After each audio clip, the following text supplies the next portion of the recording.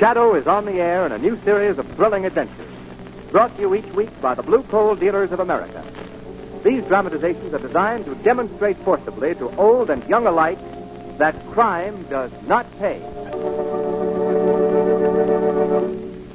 In just a moment, we'll listen to the Oracle of Death. But first, here's an interesting fact. Do you know that the Blue Coal way is the easy way to heat your home and save money, too? You see, Blue Coal is America's finest anthracite, specially prepared to make home heating easy. Blue Coal gives you better heat with less attention.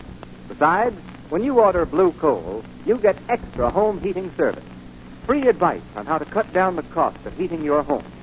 For money-saving Blue Coal and free heating service, phone your friendly Blue Coal dealer tomorrow.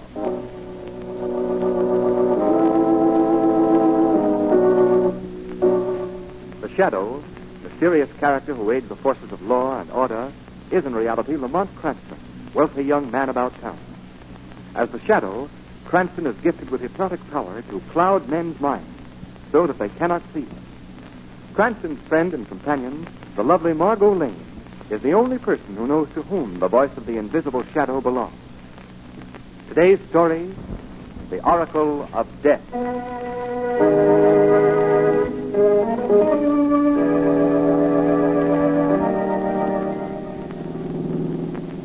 Hey, we just missed that car, hey? We just missed it.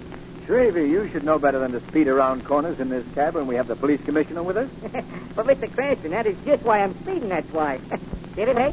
There now, you see, Commissioner Weston, we really had you with us just to fix tickets. Yes, and if I didn't feel so darn good-natured after that, after that dinner you folks fed me, I'd resent it very much, Miss Lane. Dinner be done, Commissioner. Can't we persuade you to change your mind and come along to the theater with us? No, I'm sorry, Cranston. I've got to get back to headquarters. Oh, now, Commissioner, please. No. Pretty please? Not even with sugar on it. I have to be on the job. We've been taking quite a beating lately. Been a series of petty crimes all over the city. When our percentage of arrests is too small to please the mayor's committee, I'm always the first target. They're hard on you, aren't they? Yes, like some of the so-called first citizens of our city, they want to clean everybody's house but their own. You know, you fall into that category too, Cranston. I do? Well, how? Well, that new servant you hired, Rodney, an ex-con just out of prison. You know nothing about him. Yet you'd kick like a steer if you came home some night and found the place cleaned out. Oh, Commissioner, Rodney would never do that. How do you know? Well, because Rodney's perfectly harmless. Besides, I know for a fact that he was falsely convicted of the crime that he went to jail for. Oh, you do you? Yes. Who told you? Why, Rodney? Well, now, that's... he told you. Of all... Rodney told her. Hey, stop this cab. You're passing headquarters. Okay. Headquarters make me nervous, they make me. He's a real fine, that hack driver. He is a real fine. Well, thanks for the dinner. And look, Cranston, get rid of that servant, will you? Commissioner, I'll have to report you to the mayor's committee. You bet. Oh, good night. Okay, let's go, Shrevey. Off we go in a twinkle of an eye, in a twinkle. Lamont, you shouldn't tease poor Commissioner Weston like that. You shouldn't tease him. Why, way down deep, Margot. He loves to be teased. Baby, look out! Oh. Say, did you see that boob step right in front of my hack? We hit him, Lamont. We hit that man. He walked right in front of the cab. Come on, Shrevey. Yeah, I couldn't help it, Mr. Cranston. You saw what happened. I know. I saw it. Well, you didn't run over him. That's one good thing. Yeah, I couldn't help it, Mr. Cranston, honest. I know you couldn't, Shrevey. Oh, wait a minute. He's been knocked unconscious. Come on, give me a hand. We'll get him medical attention at once.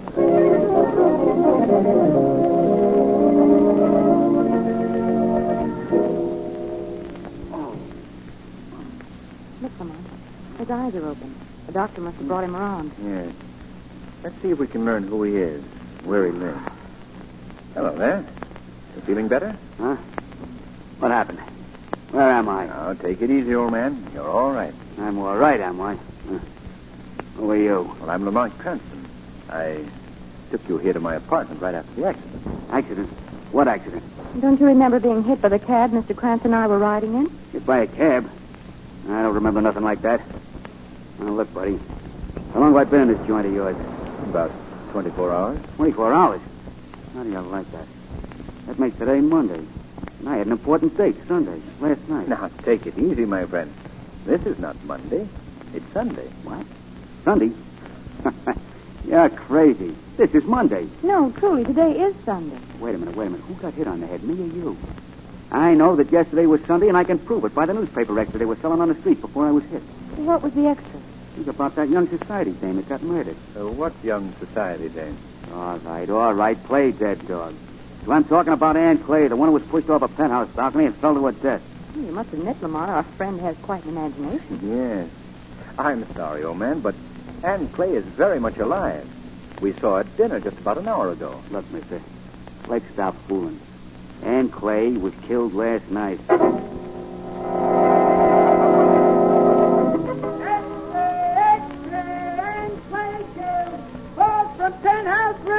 About the big murder.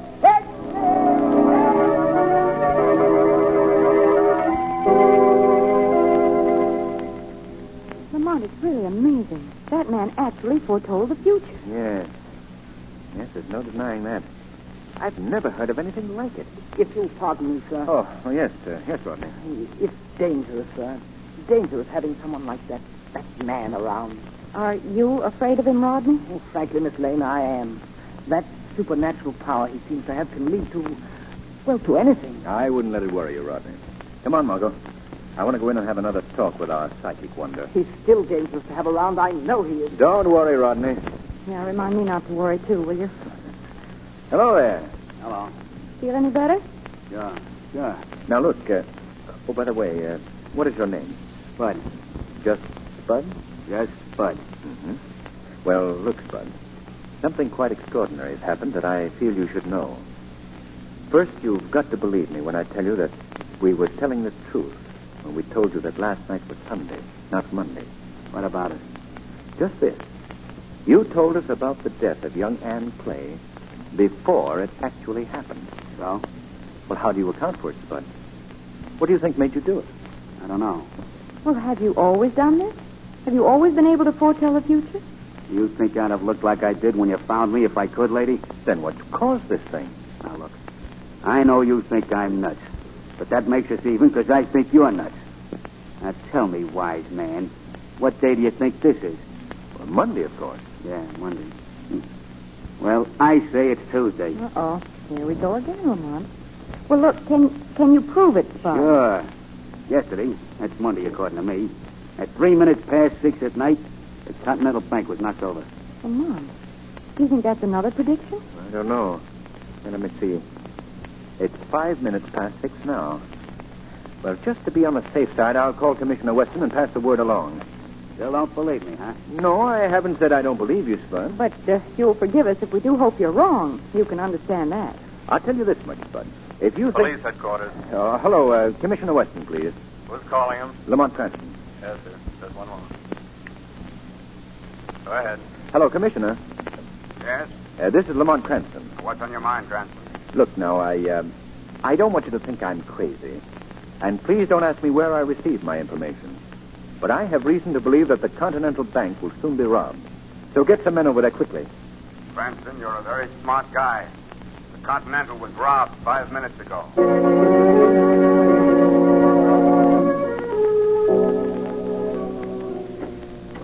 All right, come on in, Margot. Come on in. Well, you needn't be sure it was me, Lamont.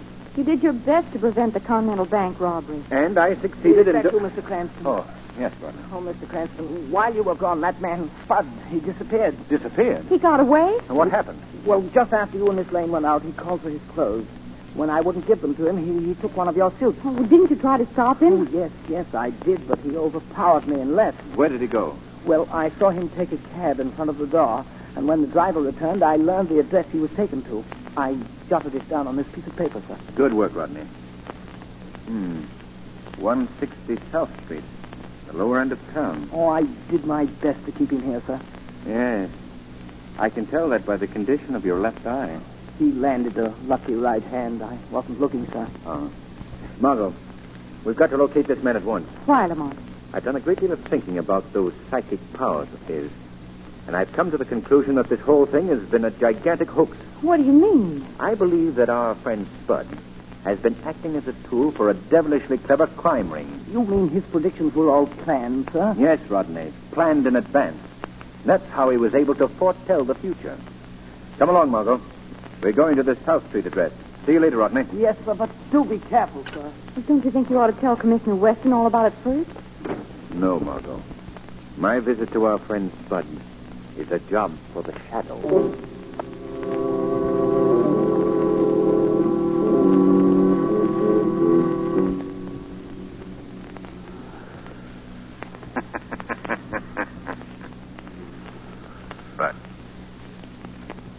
Spud. Huh? Wake up, Spud. Oh, is that? Wake up, I say. I want to talk to you. Who's there? Who's in this room? Why don't you put on the light and see? Yeah. Put on the light. There now. Hey, what is it? Nobody's here. Yes, there is someone here, Spud. I can hear you, but I can't see you. I don't get it. I'm standing right here beside you, Spud. Then why can't I see you? You can't see me because I've crowded your brain and made myself invisible to your eyes. Who are you? Men call me the Shadow. No. I'm hearing things. That's what's happening. There ain't nobody here. I'm going crazy just like they said I was. Who said you were?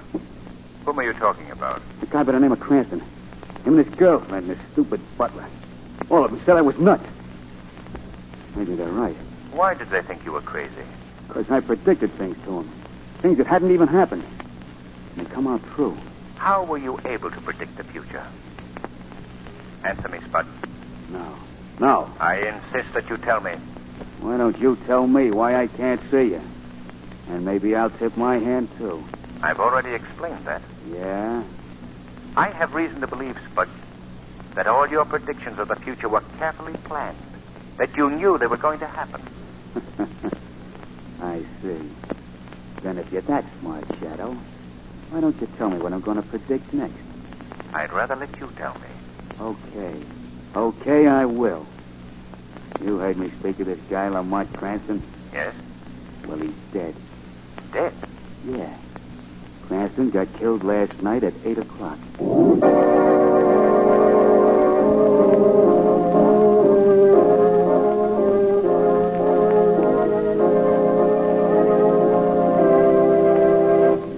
More of Spud's predictions in just a moment. Now, are you getting off to the right kind of a start this heating season? Are you going to heat your home comfortably and economically this year? Well, here's how you can be sure. Fill your bin with blue coal, the fuel that's tinted and trademarked an unmistakable blue color to assure you of getting America's finest anthracite. Thousands of personal experiences prove conclusively that blue coal gives greater heating comfort at less cost. More steady, more even, more dependable heat. That's what you get when you burn blue coal. And that's not all. You also enjoy the friendly service and cooperation of your neighborhood blue coal dealer. For you see, your blue coal dealer doesn't stop at just delivering your order, not at all. He takes a personal interest in your heating problems and gives you helpful advice that saves time and money. For instance, he'll demonstrate the proper way to operate furnace dampers. He'll point out to you the time and money-saving advantages of a blue coal automatic heat regulator. In short, he'll prove to you that the blue coal way is really the easy way to heat your home. Give your friendly blue coal dealer a call tomorrow. His name is listed in the Where to Buy It section of your classified telephone directory under the words Blue Coal. Now, back to the Oracle of Death.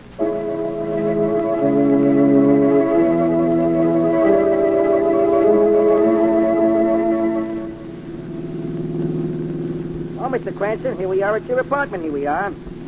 My apartment? Oh, yes. Fine, Shrevey. Yeah, and I must say so, if you will pardon me, for a man who was on the Gabby side usually, you've been very un-Gabby all the way home. Is it trouble that's bothering you, is it, hey? Trouble it? Oh, no, Shrevey. I was just thinking about the appointment I have at 8 o'clock tonight. Mr. Cranston, you got something on your mind, you have. Look, can I help you out? No, Shrevey, I'll take care of this myself. But in case anything should go wrong, I want you to wait outside the building and watch everyone who enters and leaves. Like a hawk, I will, like a hawk. Hawk, sure, that's me. Shrevey, if I don't come downstairs by 10:15, you come up and get me.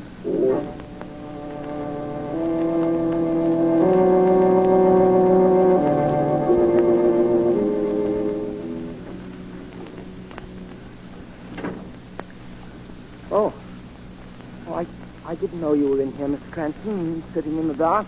That's all right, Rodney. I'm waiting for someone. call at 8 o'clock. I see. Well, it's almost that now. I'll take it, Rodney. You'll excuse me then. I have some work to finish in the pantry. Yes, of course. Hello? Cranston, Yes? this is Commissioner Weston. Oh, yes, Commissioner. Look here, man. I want to find out how you knew about that Continental Bank stick-up. Why? Well, because of your call telling us about it before the news broke on the street. You're suspected by the mayor's committee of having pulled the job yourself. Now, Commissioner, you don't believe that, do you? I don't know what to believe at this point. Look, Commissioner, all I can tell you is that I received my information from a man that I picked up who claimed to have psychic powers. Huh? He foretold the murder of Anne Clay, the looting of the Continental Bank. And right now, I'm waiting for the third crime that he predicted to happen. What is it this time? I'm sorry, I can't tell you. You can't. Listen, you're obstructing justice. You're interfering with the law. Good night, Commissioner.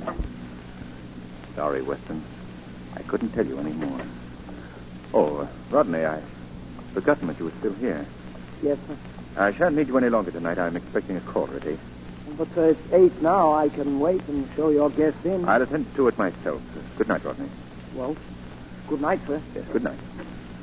You're sure you're all right, Mr. Cranston? I hope so. Good night, sir. Good night, Rodney. 8 o'clock. Well, you'll soon know. Oh. Nerves certainly are on edge. 4, 5, 6, 7, 8. Well, this appears to be one time that our young man's prophecy didn't work as he thought. Well, I could use a good night's sleep. Yes? What do you think you're doing? Oh. That's for luck, Cranston.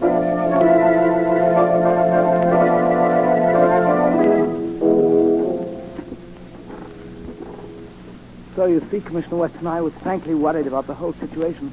And when I heard Mr. Cranston speak to you on the phone tonight, I felt it my duty to reveal to you just who this man who made the prophecies is. Yes, you did the right thing, Rodney. Thank you. This must be his room right here, sir. Wretched-looking hovel, isn't it? Incidentally, it might be wiser not to mention that you're from the police. Not from the police? Oh, sure, yes. Who's there? Come on, open up. Remember, not from the police, Commissioner. Well, I only said that... yes, I see what you mean. Who are you? What do you want? It's Rodney, Mr. Cranston's butler. Don't you remember me? Oh, yeah. Who's this guy? He's a friend of mine who's interested in your case. He wants to talk to you. Okay. Come in. I suppose you're going to ask me a lot of crazy questions, too. No, I'm just very curious to learn more about this psychic power you're supposed to have. You a cop? I said I was here to ask about your psychic power.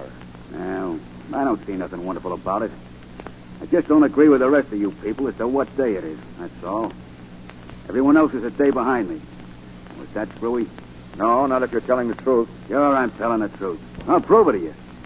Now, what day do you say this is? Tuesday, of course. You see? And I know that it's Wednesday. How?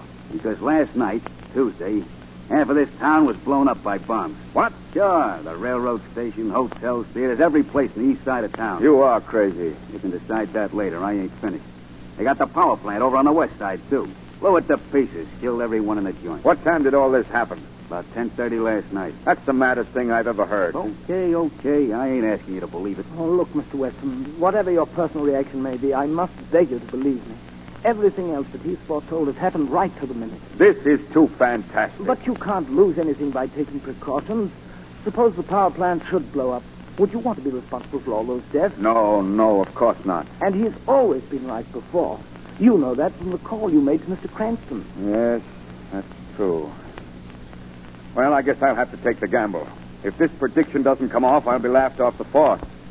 But if it proves to be right, well, it's worth a try. What time is it now? 5 minutes past 10. Then I have exactly 25 minutes to evacuate that powerhouse and send every armed man in the department to the east side to protect it from those bombings.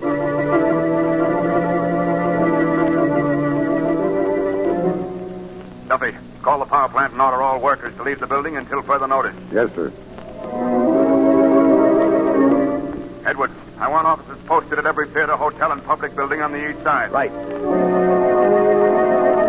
Cardona, post a cordon of men around the railroad station. Have them pick up any and all suspicious characters they find. And hurry, man, hurry.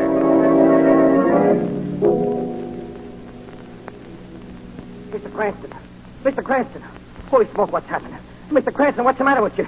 I had to bust the door in. Shrevey, I'm glad you're here. I've been shot. Oh. Flesh wound in the shoulder. Oh, my gosh. Are you all right, are you? Yeah, I'm all right. Who done it? Where is he? I'm not sure who did it. You gotta tell me. Did you see any strangers come out of the building? Oh, and I was watching, too, I was. I didn't even hardly pay no attention to all them police alarms that was coming over the radio. What alarms? What were they about? Well, they sent a bunch of riot squads over the east side of town. Sent every cop over there. Something they was expecting to happen. And they moved everybody out of the west side powerhouse, too. Why did Weston do that, the fool? Shrevey, you've got to get word to the commissioner at once. Hey, something wrong, is it? Plenty. Find Weston and tell him to order his police back to the west side. And he must send a squad to the power plant, too, right away. Okay. But what about you? I'll take care of myself. Go ahead now. Hurry. I'm gone. Tell Weston to get men back to west side. I'm gone. Oh, if I can stay on my feet long enough, the shadow will play a part in this thing, too.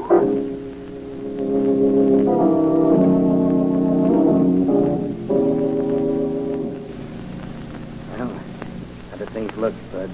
Well, I've been all through the powerhouse. There ain't a soul around. You've done a good job of scaring them, Spud. Oh, I don't take no credit. The chief was the one who thought up the whole scheme. That's working perfect. All we have to do is cut the main switch here in the power plant and boom, the town's dark. Boy, I'd love to see you pull off that predicting stuff. They must have thought you was a regular wizard, Spud. Yeah, they felt pretty good. Nobody but that dope Lamont Cranston tumbled it was planned like clockwork. And he's been taken care of. You should have seen that wise guy, Police Commissioner Weston. He went for it bigger than any of the others. Well, I got everything all set to cut off the power. As soon as the chief gets here... Hey, wait a minute. Here he comes. Everything set up? Yeah, it's perfect. They didn't even leave a watchman. Good. I got the rest of the men posted at every worthwhile store and money center on the west side. When we pull the switch and the lights go off, they begin working.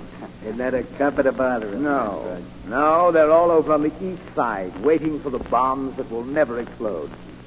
Well, we might as well get things started. Where's that main switch? Right here, Chief. I'd like the honor of pulling it myself.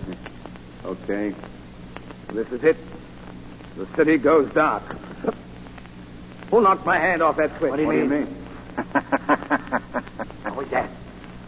Sorry to spoil your plans, gentlemen. Who's that talking? I don't see nobody. Sounds like he's right here beside us. I am right here beside you, gentlemen. And don't try to look for me. You won't see me. Chief, who is Who are you? I am known as the Shadow. The Shadow. Oh, so you've heard of me. Yeah. That's the guy that came to call on me before. That's right, Spud. I called on you to learn more about your power to foretell the future. And I learned enough from you to know that you were planning just such a haul as this. What's he going to do to us? I don't like it, boss. Shut up, you fool. Don't let him frighten you. That's what he's trying to do. Yeah, but I can't see him. I ain't scared of somebody I can see, but... Well, I have no fear of anyone I can't see. You hear that, Shadow? Yes, a very brave statement. Especially from such a meek man as yourself, Rodney. How do you know me? I know that you're the valet of Lamont Cranston, a man whom you tried to murder just 2 hours ago. Oh, I see. You're pretty smart, aren't you? I'm smart enough to know that you and your gang of cutthroats murdered Ann Clay and robbed the Continental Bank. And that now you are planning to loot and terrorize the entire city. All right. What are you going to do about it? Don't worry. I've already taken care of things. Oh, is that? You hear that, gentlemen? The cops. Hey, we got to get out of here. Hey, come on, let's try and See, Rodney, you didn't frighten them away after all. But you forget that I can... Take your hand away from that switch, Rodney, or shall I shoot it away? You're not scaring me, Shadow. Let's get out of here, boys. Yeah, before the coppers get us. I'm afraid it's too late. Oh, wait a minute, man. We can't get out now. But the officers of the law are going to have just as tough a time getting in. I'm making a break. The first man that makes a break will get it from me. You're 3 against 1, gentlemen. Are you going to let him tell you what to do? Shut up! You guys in there coming outside over we have to smoke you. Come and get us! Okay. Oh, Chief, no, come on. Hey, what's that? Well, you're being treated to tear gas, gentlemen. Kick that thing out of here! I'm touching this. I think that will make you all change your mind. There's the second bomb. Can't stand it. Give up. Come Going to quit, Rodney? Not till I get you first, Shadow. I'm not a very easy target. Try again. Why, I'll get you yet. Sorry, you missed again. Come on, I can't breathe, please. Okay. Okay, Shadow. Come and get us.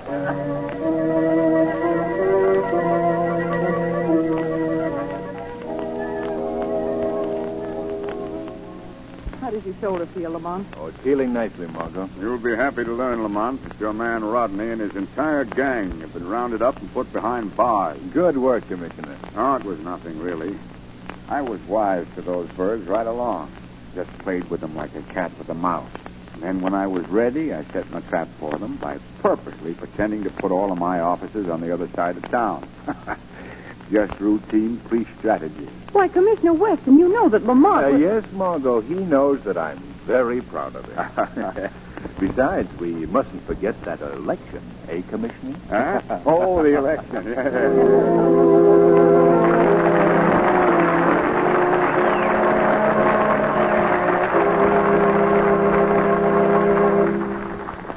And now it's our privilege to bring you John Barclay, America's home heating expert. Mr. Barclay. Thank you, Ken Roberts, and good evening, friends. Last week, I attended the golden wedding anniversary of two of my best friends. Well, 50 years is a long time. And Jim and Amy aren't as spry as they used to be. So as an anniversary gift, I gave them a blue coal automatic heat regulator. Now I know they'll be more comfortable and a lot happier this winter because they won't have to keep going up and down stairs to regulate dampers. You know, folks, more and more people every day are learning about the time and money they save with blue coal and a blue coal heat regulator. And remember, when you order blue coal, you get extra home heating service. You see, folks, you get the free heating advice of a John Barclay trained serviceman. He'll show you how to get more heat for every dollar you spend. And his free advice is only a part of the everyday service given you by your friendly blue coal dealer. So phone your neighborhood blue coal dealer first thing in the morning. Thank you.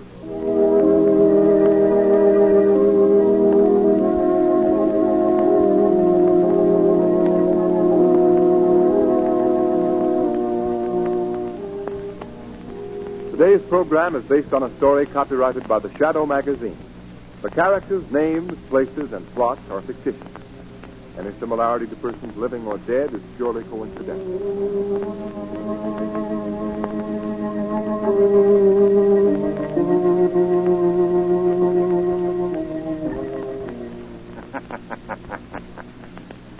The weed of crime bears bitter fruit.